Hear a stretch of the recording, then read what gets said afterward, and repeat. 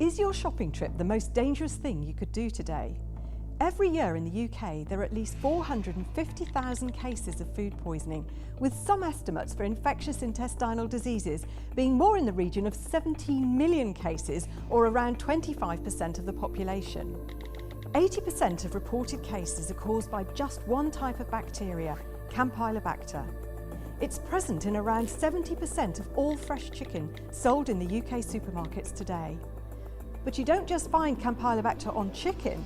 A recent Food Standards Agency report found that up to 7% of the outer packaging of chicken sold in supermarkets also tested positive for Campylobacter.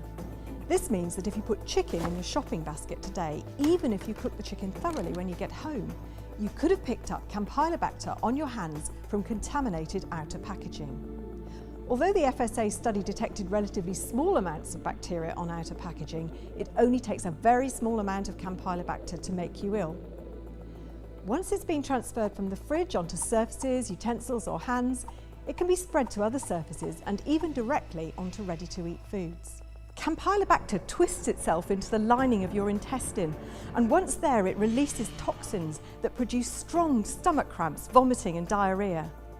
This mode of action can take 4 to 5 days to embed in your stomach lining, and because of this, its effects on your body are not immediately obvious. Campylobacter is also very difficult to remove from the body, and it can stay with you for anything from 4 weeks to 6 months or longer. In extreme cases, it can cause paralysis or even death. This delayed action also makes it very difficult for you to identify when and how exactly you picked up your food poisoning. So if you became ill on a Saturday, which are you more likely to blame? The food and drink you ate on a Friday night out, or the midweek shopping trip to the local supermarket? With what we know about Campylobacter, which do you think is the most likely? To help reduce the incidence of food poisoning caused by Campylobacter, it's important to know where the danger lies and how it can be avoided. We know that we should never wash our chicken in the sink before cooking, because that spreads bacteria around the kitchen. And we should wash our hands and disinfect utensils thoroughly. We also know to cook chicken thoroughly so it's steaming hot and not pink. So if handled correctly and treated with respect, the bacteria on chicken shouldn't be a problem. But what about that real chance of picking up food poisoning from the outer packaging?